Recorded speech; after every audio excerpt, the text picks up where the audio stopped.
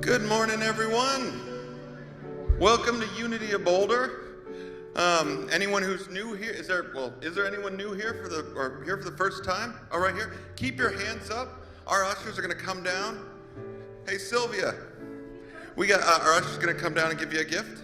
So welcome. I hope you enjoy the service. We got someone else over here, Sylvia. My name is Mike. I'm the administrator here. If you ever have any questions, comments, or concerns, please come to me. My office is right over here. I also handle rental and renting of the building. So if you ever have an event or anything you'd like to have in any of our rooms, including even this room, this stage, please call me. Call up Unity of Boulder, ask for Mike, and we'll get you going. So I got a few quick announcements just to let you know what's going on here at Unity of Boulder, because we're starting to get a lot of events coming and going, and it's nice to actually have stuff like this going again. This week, we are going to be starting a 6-week class called our Q process, or our quantum living class. This is not just a spiritual class, it's also a scientific class about how to get rid of whatever it is that's still holding on to you, that's been holding on to you for many years. It's going to be taught by our minister's assistant, Steve Hayes. It starts this Thursday. It goes for 6 weeks. If you have any questions about this or any other announcement I make right now, you can check it all out on our website, or ask us in the office, or just call us. We also have, the next thing we have coming up is we have a concert with Alethea Rising, with a lot of you know as Dinah and Sierra. They're on our stage all the time. They're going to have a concert June 4th at 7 p.m., and that'll be over in Fellowship Hall. Get your tickets. Every time we have a concert with them, it is just so fun and haunting.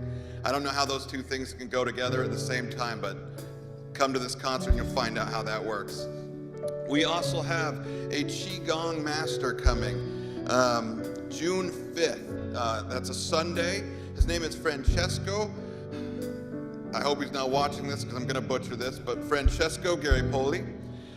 We actually have him every year come, but he does kind of a private class that's not a Unity event this year. We are having a Unity event with him.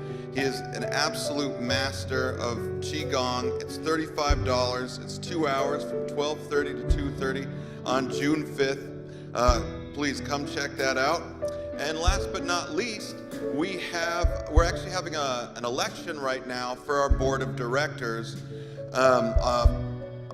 Due to COVID, a lot of the people who served on our board kind of stayed on because we didn't really have, obviously we didn't have people coming here to meet anyone and get new members on the board, so people stayed 2 and 3 times longer than people usually stay on the board. So we actually have 4 open spots. So there are ballots in the lobby.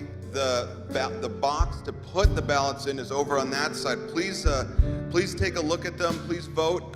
It helps us out. We love our board and we love having our board. So please go ahead and vote for that. And now I'd like to welcome our special music guest today, who we have certainly had on this stage quite a few times. Marcy Baruch, we'd like to welcome you back. Come on out here and give us what you got.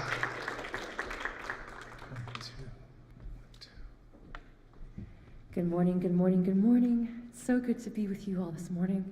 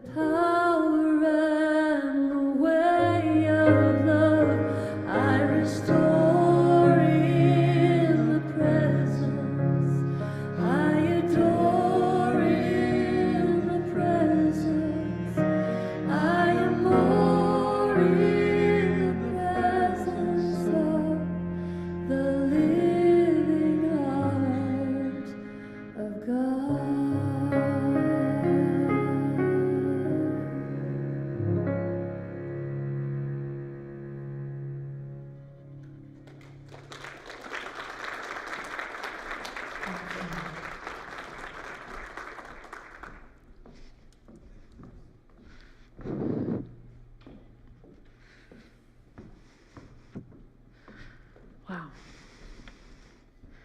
What a beautiful way to start. She has a voice of an angel, truly, and we are so blessed to have her a couple times a month. So welcome all. Nice to see you all here. I'm kind of doing a continuation from the talk that I gave last Sunday, which was titled Finding God on a Truffle Hunt in Italy. Today's topic is Your Conscious Intention Has Limitless Power. Your conscious intention has limitless power. Some call it the path of least effort. Some call it the law of attraction. Some call it actions motivated by love. Last Sunday, I mentioned the power of intention when I planted a seed last October in divine mind and action by purchasing plane tickets to Italy for a holiday in the spring. I didn't know how everything was going to come about, where the money was going to come for all of it, but just the action of pulling a credit card out and just buying the tickets and not being worried about if COVID's going to take the opportunity to leave and all that. I already did have 2 trips to Europe that canceled through COVID. So I just was planting the seed again, and if it happens, it happens, and if it doesn't, it doesn't. But my daughter was in Paris for 3 months, and then she was in Italy for 3 months, and she really wanted me to come and experience what she's doing with her life and share that. You know, when we have our parents living so far away, and especially with her, and I had her really young, and it's really kind of a sisterhood.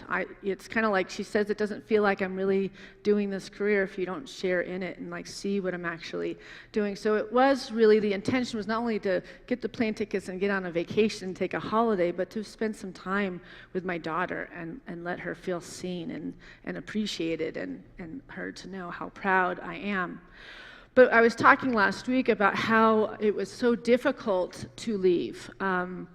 Just I think from the after currents of lockdown and running this church through the COVID process and how overwhelming that was at times. Every week we didn't really know how it was going to work. Are we going to be able to keep the doors open of a place this big that when your people aren't coming in the building? And the whole foundation of this church and my life was unraveled in the last 2 years. And so I had a lot of fear pushing up against me about going, and I almost canceled so many times. And there were a few people that were the cheerleaders that got me to go, and I'm going to name it Deb King, who volunteers in our bookstore and is a very close friend of mine. She travels a lot, and she's got a lot of bravery in travel. And I've traveled, but I'm not a big, world traveler. And I was talking to her, and I was sharing some of my fears about leaving the country, and she just sat in my office, and she said, "You just stop it. You stop it. You have to live what you teach. You know that you're adding to the fear. You're going to do this, and you're going to have the best time." I remember this was like 5 days before I left, and she just turned the whole energy around for me. She got me so excited because she'd been there, so that was really helpful to have her tell me all the things she thought was going to be great. And it was after that that I made an intention with Mike where we both put out to the universe that we were going to stop talking about our fears about it, and we were going to be in a state of allowance and allowing a miracle experience when we went there. And it was nothing but literally a golden path for the entire experience, from the flights, from the food on the flights, from everything. Just, it was like, after you had 2 years where you feel like you're pushing a rock up the mountain and it could just crush you constantly, to be in a moment where just like the wind is at your back. And it's like, the power of intention. We took the time to put our hearts and minds together to put an intention out that this is going to be a miracle experience, and it was. And it doesn't have to be about trips. This is about our lives. This is looking, so I have had a lot of people ask me this week, how do you make an intention? One of the people that I talked to is in a new relationship, and she feels this is the one. How do I make an intention so this becomes the marriage that I know it's supposed to be? And we talked about the tools, and I'm going to talk about some of those tools. And there's other people asking, how do you make an intention? So Wayne Dyer says, the law of attraction is this: you don't attract what you want, you attract what you are. You don't attract what you want, you attract what you are. So we aren't going to be able to trick the universe to change the trajectory of our life. What we're doing is we're changing ourselves to meet the life that we want. Right? That's a whole other way about it. So the law of attraction is always kind of just set your sight on this thing and we're going to make it happen out of thin air. But are we putting our feet underneath it, and are we becoming the person that allows that kind of an experience into our lives? We have to really look at ourselves and what we're sharing with others about our belief systems, about what we feel about money, what we feel about our friendships, what we feel when we're speaking that we want to bring more money into our life or we want to have a better career. If you're bitching about all the things that aren't working, you're just going to attract more of the stuff that's negative, instead of attracting what you want by speaking it into existence, speaking that it's already coming and I'm so grateful. I'm making an intention that I'm going to have the perfect career in the next 3 months, and I'm so grateful. Thank you, God, right? Our intention is everything. Nothing happens on this planet without it. Not one single thing has ever been accomplished without intention. Our intention is everything. Nothing happens on this planet without it. Not one single thing has ever been accomplished without intention. So Deepak Chopra says, the age-old philosophy of India, this principle is known as the principle of economy of effort. Do less and accomplish more. Ultimately, you come to the state where you do nothing and accomplish everything. This means that there is just a faint idea, and then the manifestation of the idea comes about effortlessly. What is commonly called a miracle is actually an expression of the law of least effort. Nature's intelligence functions effortlessly, frictionlessly, spontaneously. It is not linear. It is intuitive, holistic, and nourishing. And when you are in harmony with nature, when you are established in the knowledge of your true self, you can make use of the law of least effort. I love this. The law of least effort. You know, Mike and I were just talking about this yesterday. You know, he was talking about how a friend of his, when he was in high school, came to show him his new car, and it was some sort of really ugly Pontiac something. And Mike was making a lot of fun of the guy's car, and they were really like best friends, but he was really razzing him, and he really upset his friend because he was like, that is the stupidest looking car. Like, he just kept repeating, because that's who Mike is. He's a silly person. And he goes, have you ever seen a car like this? His friend, Eric. And Mike said, I've never seen one before. And he goes, and now you'll see it all the time. And it's the truth, right? You see it, you've never seen it before, but all of a sudden, now you've brought your attention to it. It's a dumb thing, and it's not like that changed his life in any way, but he said he saw them constantly for months. And it really is that, like, this is the least effort, is just to think of something, right? Oh my gosh, I'm so grateful I'm going to have $10,000 land in my lap in 6 months, right? Just out of nowhere, thin air, right? And then it happens. I've taught prosperity classes for years. You can't even believe the things that just literally happen out of thin air, literally.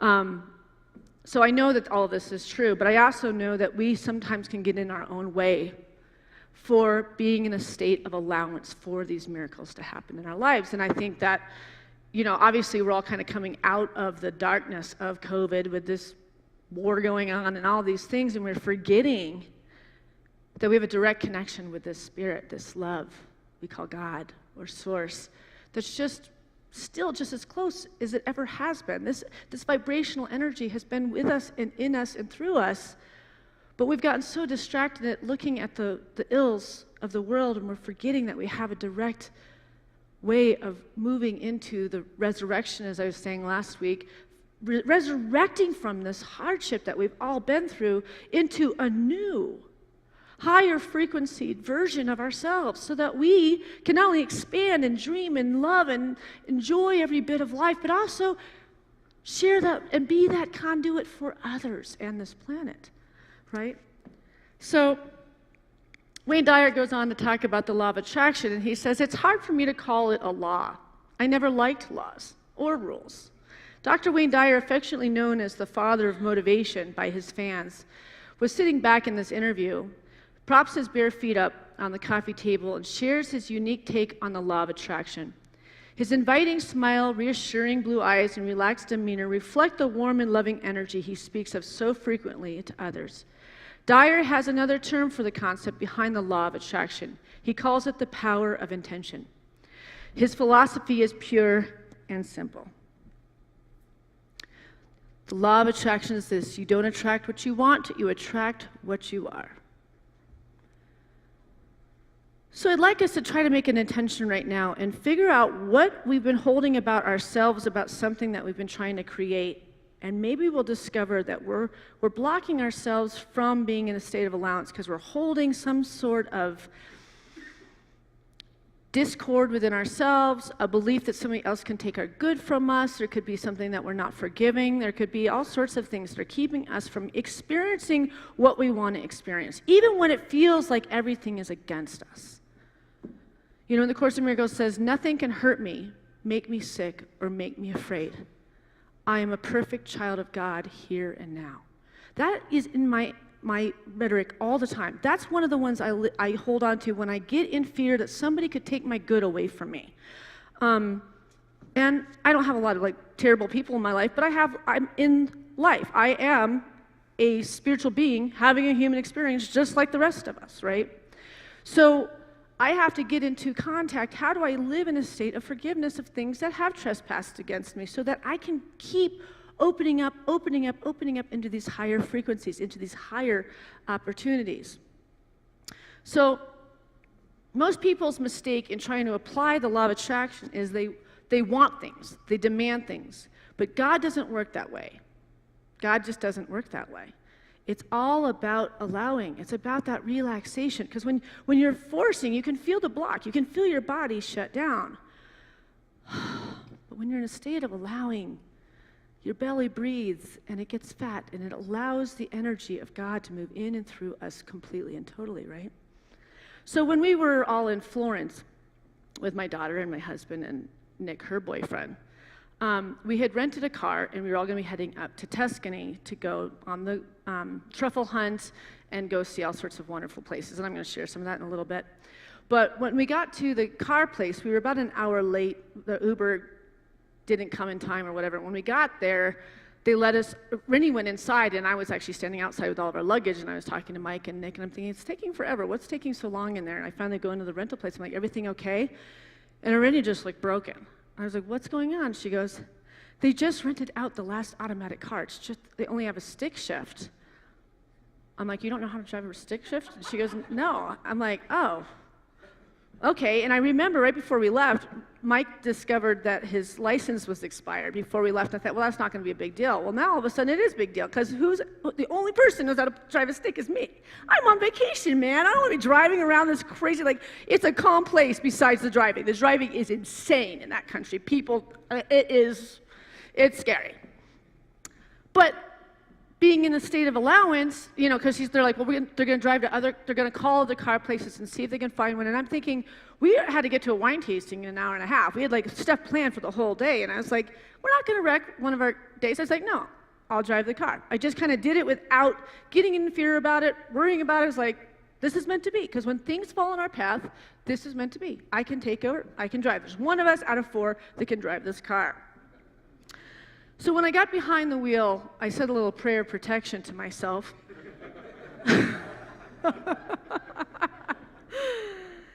It was a little hairy leaving Tuscany and the busy, crazy driving that happens there. Mike was navigating through his phone to get us into the nature.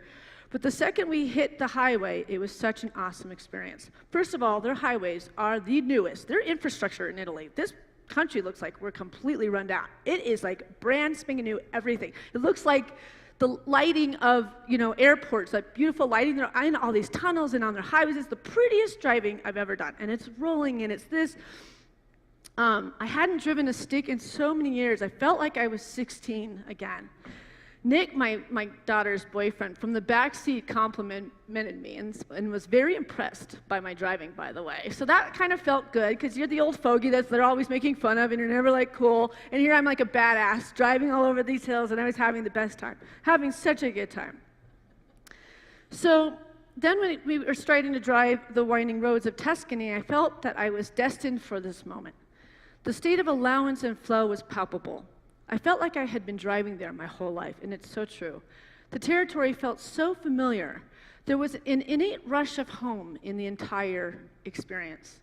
And I'm going to share kind of a funny video to give you the vibe, but you know, I have a friend that I walk with a lot, kind of a mentor, and he said, don't you wish that the people could really see who you actually are when you're not on the platform? This is who I kind of really actually am. All right, and I'll let you start it, Steve. Okay, let's just film what we're doing here. Look at this freaking road. Because I want to see it afterwards. Oh, look at this. This is the size of a bike path.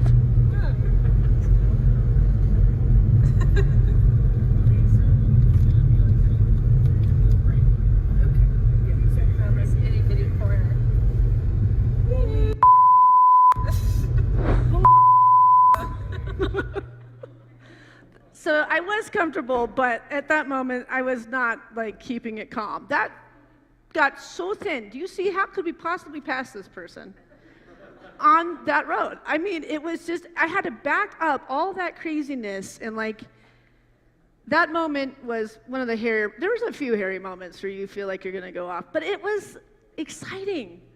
We weren't in the boring, like, doing what we do every day, right? And we were laughing. You heard my daughter laughing the whole time because, well, she's not driving, so I'm kind of the nervous one. But we laughed. We had the best time. We were so silly. So, according to Wayne Dyer, the process of allowing, just being and embracing this heightened level of consciousness goes back not to attracting what you want, but attracting what you are. You have to just be. You have to let go. You have to allow. You have to be free and make this your consciousness. He continues, basically what you would see is a frequency of energy that manifests itself through the process of giving, of allowing, of offering, and of serving. It asks nothing back. Basically what you would see is a frequency of energy that manifests itself through the process of giving, of allowing, of offering, and of serving. There's some important pieces right there, right? The real search of all people is for God. They may think they are looking for other things, but they must eventually admit that it is God they seek. Having once felt his, her presence within them, they are keenly conscious that only God can satisfy. The place where we meet God should be made so sure and so pure that we can never mistake his or her essence and encouragement. This place we know as the mind, merged with the heart, the inmost recess of the soul, the kingdom of heavens within us. This is written by our founder, co-founder, Charles Fillmore. The real search of all people is for God. And that's really true. You know, when you do go into a state of allowance and you actually experience something shift that you might have been pushing up against and trying to get it shift and you couldn't, and then all of a sudden you relaxed, and you let go, and you stopped trying to control, and you started breathing and getting into a state of gratitude that it's already coming your way. And if it isn't going to come your way, it's going to be something better. So it's that excitement. It's maybe I'm not even envisioning it well enough. Maybe I'm not feeling it well enough for me to even give myself what is so powerfully needed in this moment. Right? So it's really like staying in that positivity, right? Being in that positivity. Lao Tzu says from 25 years ago, if you live from these virtues, then all that you could ever need or want could be provided for you. And it goes like this. This is called the Hua Hu Ching, written by Lao Tzu. It's the unknown teachings of Lao Tzu, number 51, says, those who want to know the truth of the universe should practice the four cardinal virtues. The first is reverence for all of life. This manifests as unconditional love and respect for oneself and all other beings. The second is natural sincerity. This manifests as honesty, simplicity, and faithfulness. The third is gentleness, which manifests as kindness, consideration for others, and sensitivity to spiritual truth. The fourth is supportiveness. This manifests as service to others without expectation of reward. So there's lots of pieces here. You know, I'll hear from people that I just want to I want to fix the situation with this difficult person, and I want a healing about it, but then they go ahead and they start to talk about all the horrible qualities in this person, and then they don't understand why they can't seem to fix the relationship because all they're looking upon is this evil in them. Have you ever had that where you want to shift a situation and you know they really want to heal, but they can't seem to find any good things to say about that person even though they want a healing, and we're never going to do it because that just builds the wall. When we're facing someone that we really dislike, or we have a situation that we really dislike, we have to find a way to find the things about this energy where you can get to a state of allowance of loving anyways. Realizing that this is a perfect child of God, or this is a perfect situation destined by God for us to overcome, to come up, build up, to, plant a seed in the divine idea, and then pray about it, and then let it express into manifestation. See, we have to have more control about what we're saying, thinking, feeling, sharing. I said last week, after being in Italy, I feel so fully in my body. I feel so fully in the presence of you now in a different way than I did before I left. I was walking around distracted, kind of in a pain body, a lot. There was so much pain that I had gone through, and I couldn't quite shake it all. And sometimes we really do have to wring out our life to remember this powerful being that we are, to remember all the things we've overcome, and we can come back into greater joy every single time, if you really want that. Greater joy, greater health, greater love, greater, you fill in the blanks of what you would like. All great spiritual masters are teaching what we are talking about. They are teaching forgiveness. They're teaching kindness. They're teaching love. They're not teaching wanting. They're not teaching greed. So the notion of seeking what you want or think you need is not what the power of intention is all about.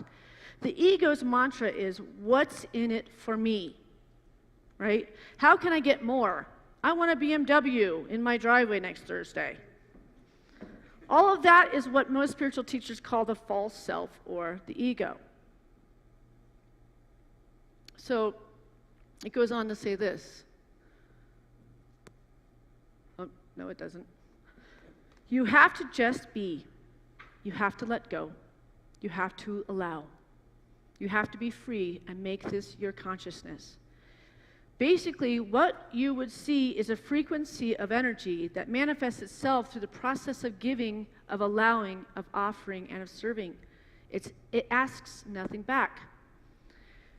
Dyer illustrates the concept of giving without expectations by quoting the great poet Hafiz, even after all this time, the sun never says to the earth, you owe me. Even after all this time, the sun never says to the earth, you owe me. Just think of what a love like that can do. It lights up the whole world. Nobody owes us anything. Nobody owes us a living. Nobody owes us anything. But if you can come into the expanded level of consciousness that you originally had when you first were born, you came from that power, and then life talked us out of this intrinsic possibility of changing anything and everything at any moment. When you finally know that you are worthy enough to attract and allow these things into your life. But a lot of times it comes down to self-love or self-acceptance or knowing thyself. We got to know ourselves to be able to pour more of the goodness of God into our lives. We have to love ourselves, because if we don't love ourselves, we don't love God. We don't love this divine energy that made us perfect and can't hurt us, make us afraid, or make us sick. Because we are that expression of perfection as physical, spiritual, mental. So in A Course in Miracles, where is this coming from? Where am I? I'm not using that. Okay. Oh. I guess I didn't give it to you, Steve. It's not your fault. He's probably like, uh-oh, where's our slide? In the Course in Miracles, chapter 8 says, healing is release from the fear of waking and the substitution of the decision to wake. The decision to wake is the reflection of the will to love, since all healing involves replacing fear with love. So a lot of it is us being in a state of fear about things to move into a new current, and to be in a state to be able to move out of our comfort zones into a new, more allowing, beautiful current where everything works out, regardless if you've got court things coming up or divorce things coming up or things that look like they're completely up against you. You don't realize that all you have to do is get in alignment that the frequency goes to something that's going to bring the healing for whatever challenge you're facing by just saying, God, do it through me. And getting out of our own fear, out of our discord, out of our complaining. And remembering we are God in expression. Nothing can hurt me, make me sick, or make me afraid.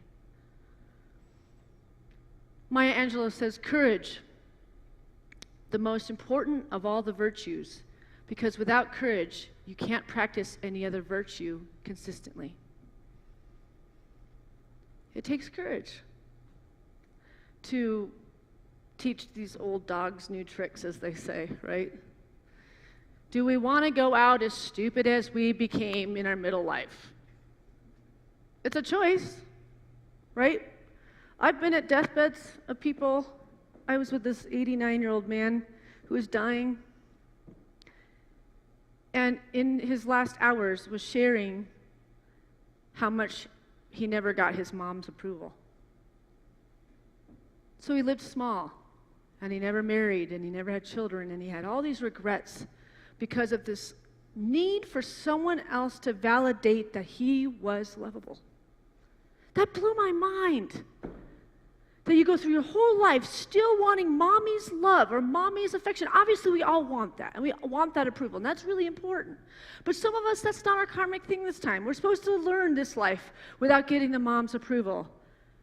But find the people that are giving you the approval, that are your chosen family, which is usually our friends, our close friends who are like, I love you unconditionally for exactly what you are, and I don't want to change one tiny hair on you. Right? But we'll look at the one that just seems to constantly make you feel less than. Why do we do that? So we focus on the less than person when you have all these people saying, you are magnificent. You are brave. You have courage. You have faced your life. You have overcome. And I love you for that. But this man died without a sense that his mother loved him. Courage is fear that has said its prayers.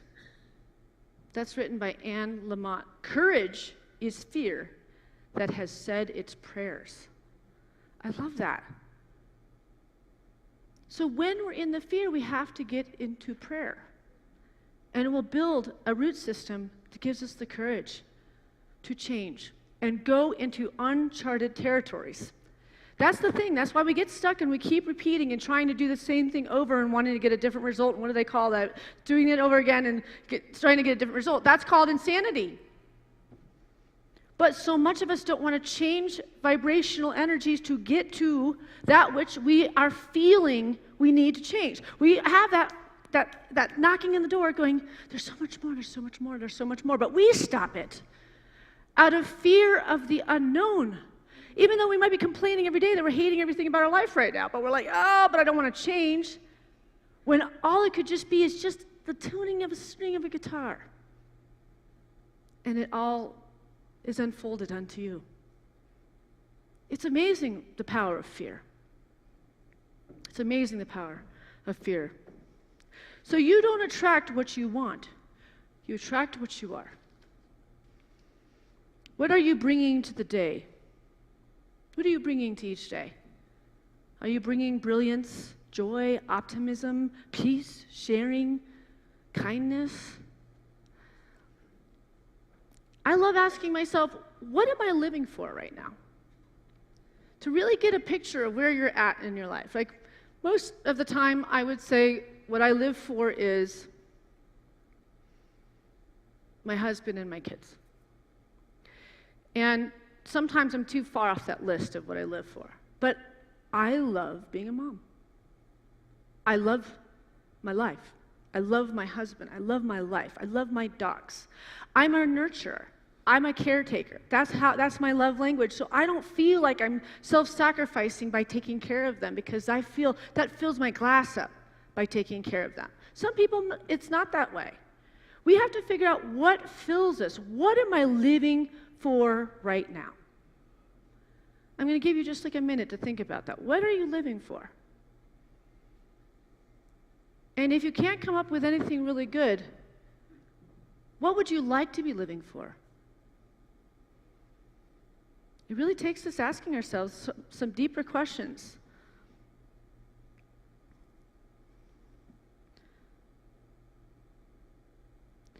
You know, I've been through years and years of hard stuff, and especially in my last marriage and stuff. And I had 10 years of inner turmoil where the affirmation was that I wasn't enough. And that was shared with me a lot, that I wasn't enough. And I was raised by parents that raised me to know that I was enough, but it's amazing how a person in this world can start to make you feel like you're less than. And to have to fight up against that voice. I still have that voice in my head sometimes. It's weird how it imprints itself. You're not enough. Yes, I am. No, you're not. Yes, I am. No, right? Like this kind of thing. I lived in a phase where I just wanted the sun to shine again. Much of my life had been living for others in not a good way. Like, I don't mind taking care of my kids, but this was just constantly living for others and trying to make them happy. And my own happiness was on the back burner. Living for others' approval so that I somehow could finally approve of myself. It was like all fleeting. No matter how much happiness I brought to another, I still was left with emptiness. And I was left with my low self-esteem and not feeling like I was enough. So when we were on our trip, we ended up going to Cortona the second day we were there, and we watched Under the Tuscan Sun, the movie, to get ourselves excited to go actually see the house that it was all about, and we're going to go to Cortona. And we were watching it, and we were inside this most beautiful villa. I'm sitting with my daughter, with her husband, and we're drinking wine, and we're watching it, and literally like out the window are those like pointy trees and this fog over them. I mean, I'm like literally looking at the TV to what is actually there. It was just a really surreal moment. And when I was watching the movie, I remember watching that movie over 18 years ago and thinking to myself how beautiful the countryside was. And the thought then that was someone else's experience to have. That's how little I felt of myself. I never thought I was ever going to see anything like I saw this last few weeks. I was in such a lost place at that time, and things were so tough. I was just sure I would never manifest seeing a place like Italy or travel abroad at all. When I look back on that woman who felt so stuck, so blocked, with the feeling of no avenue out of this misery, I can't even recognize her. I cannot even believe it. I cannot believe I let myself go down that path with all the nurturing, all the love, all the great upbringing, the parents that I was raised with. But we can get lost.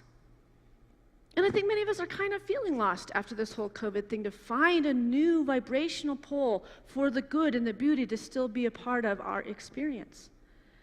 And that's why we have to keep seeking God. Seek Him first. And you will have your life come back into something you might not even recognize, because it's going to blow your mind in such a beautiful way. But at one point, many years later, it got so bad that I hit rock bottom, and then something wonderful happened. I started dreaming again. I started dreaming something about it. I started talking to my dad about how bad things were in my life. And he was there with me. I would just be in his office. I'd come to work, and I'd just come to his office to be counseled for 2 hours. And we bonded during that time. He pulled me back into my wholeness. But I was better than ever. By me finally dreaming again and seeing that I could create the life that I always wanted, making that intention, before I knew it, the right people were surrounding my life, and the money and the things that needed to come about to change the course of my life all came together. As sure as I was ready, I was met with the avenue for it. But I had to become it. I had to become it. I had a dream of a life that I innately felt the hankering to attract in my life. I looked to the counsel of the most trusted person in my life, besides my mom. I was doing both of them, but my dad and I worked together here every day. And he vibrationally had me meet him. And then it became me, right? I just needed his love, his seeing me, him saying, you can do this, and I got your back. We all have that supportive person. Let's say thank you for that supportive person we have in our life. And we have to be able to ask for help when we feel stuck and trapped. That's the conduit of God. That's that service that Wayne Dyer is talking about. That's the giving. Even if you don't think you have time, that's what you're being called to do, is to be there when somebody says, I'm really sad right now.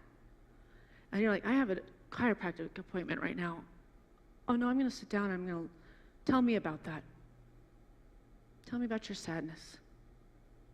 Right? Or I'm really excited and I'm going to do this one thing, and you don't decide to add why they should be fearful to do that new thing. Right? I had somebody do that in a dance class. I was talking about how I was going to go to Italy, and this person really loves Italy. She goes, well, we're not going to go to the fall. We're really worried about germ warfare in Italy right now. And I was like, Jesus. Who says that to somebody that's like going to do this? And sorry I said that. I know it's a bad word. I use the Lord's name. You know that I love you. I'm going to get a phone call from my dad about that. I'll be like, what the heck are you doing? You're getting too free up there. But it's that. How many people have that? Like, you're just totally stoked about it. Somebody's like, oh, but you could lose everything if you tried to do that. Oh, thank you for sharing. And we move on and we decide to pick new friends. We want the people to support us, and we're going to go blow the world away by what we're able to create in this world, right? So by my intention, and before I knew it, the right people were surrounding my life, and the money and the things that were needed to come about to change the course of my life all came together as sure as I was ready. Because you don't attract by asking or whatever. We attract what we are, and sometimes we need our friends' help to bring us back into our wholeness. So I wanted to share a video of us going to see Cortona, and just that phase of the trip. I'll probably end it here as far as sharing, but my daughter does vlogs, so they're usually like 15 minutes long, so this is a little rough because I had Mike cut it just to give you just a few minutes of the energy.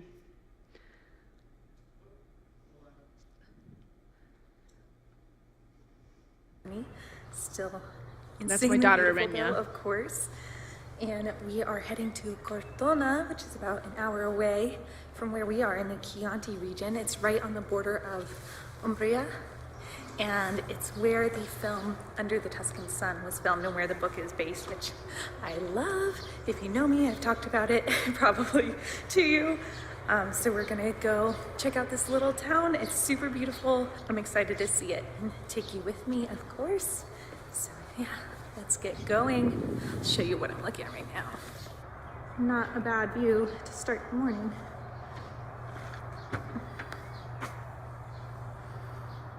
We're gonna have a wine tasting here this afternoon. There just wasn't enough wine tasting there. Right here in these vineyards. That's pretty exciting.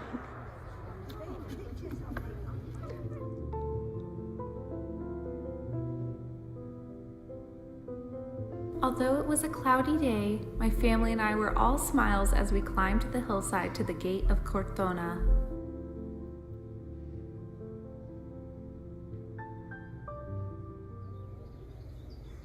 This is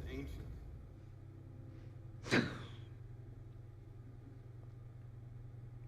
We made it to Bramasole. This is where Francis lives, the real author of Under the Tuscan Sun.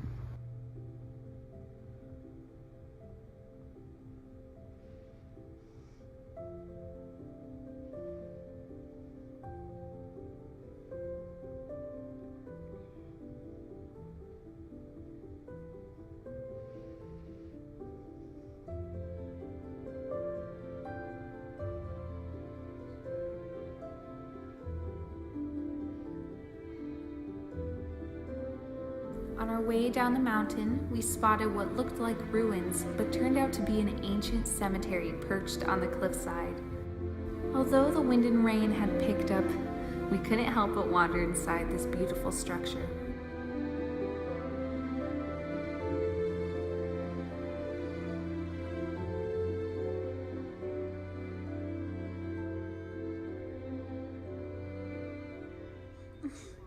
I can see into your soul. Oh, that's so cute. Well, I guess Mike took some creative and added us in Rome somehow, little pieces of us kissing. That's so cute, Mike. I just love that you did that. He completely just added that. That had nothing to do with that video. We had noticed that we weren't in the video. It was always her. So I guess he decided he'd insert us from another place, which is super cute. So when I ask myself now, what do I live for? I live for peace and happiness. I live for living a miracle existence and waking up and being excited about what God's going to do for this incredible day. I'm looking for spirit. I love looking through birds and animal totems and trying to figure out how spirit is connecting with me, guiding me, directing me. I live for nature. I live for animals. I live for babies, I live for life, and I live for smiles, and I live for laughter. And we're so blessed. We're so, so blessed. So I'm going to take us into a short meditation. And I'm just going to have Josh play a little music for us. Let's just get comfortable in our seats and get your feet flat on the floor if you can. It's always a nice energetic thing to get our feet flat on the floor and get our backs just like, don't let the back of that pew support you, but sit up and let your core engage. Just breathing in. And when you breathe in, let that belly get fat. When you breathe out, it goes down. This is your life force energy. This is what Spirit gave you. Each breath. And out. Receiving what sparked a divine aha moment today. Look back on this talk and what came to you about your relationship with Spirit, about merging with this new vibration for change and having the courage to do it. Discovering what is ready to pivot or shift at this time, because only you know what has tired out in your life and no longer serves the furtherment for your spiritual and physical journey. Maybe today you're ready to let go of anger towards another and set an intention for forgiveness to prevail and set you free from the contentious energy that is neglecting your good right here and now. You see, no one ever fully sees the steps that they must take in reaching a certain end, but are keenly aware of what is wrong and what's not working.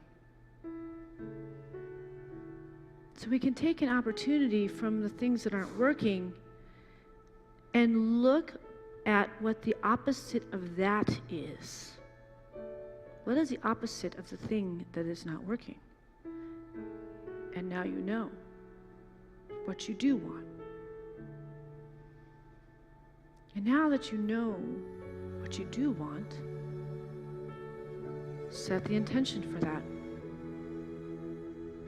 Lean into Spirit's love and let it enfold you and hold you till you can get clear, and let your faith lead you towards the healed unfoldment. And so, Spirit, we give thanks for everything. The challenges, the love, the peace, the life. We give thanks for all of it. We also give thanks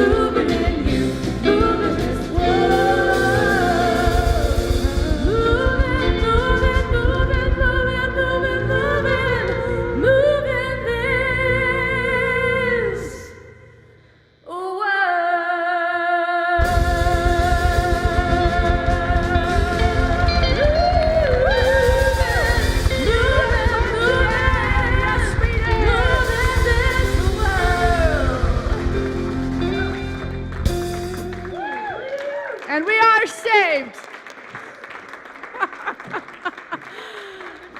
Oh, yeah, you do want to go driving with me, trust. All right, if you have a prayer need today, we have prayer partners available to you. If you just stay seated in your seat, they'll come and find you and pray with you. I have to catch my breath. And then we have fellowship right after the service in the fellowship hall, so come and meet Marcy and everyone over there, and I'll be over there as well. And you can register for all the things that are taking place. Oh, we have board elections, so we need you to vote for 4 people on the sheets in the lobby. We'll be doing it today and next week, and then we'll vote in some new board members to the church. I think that's everything. Let's all rise and close with our closing song. I release and I let go.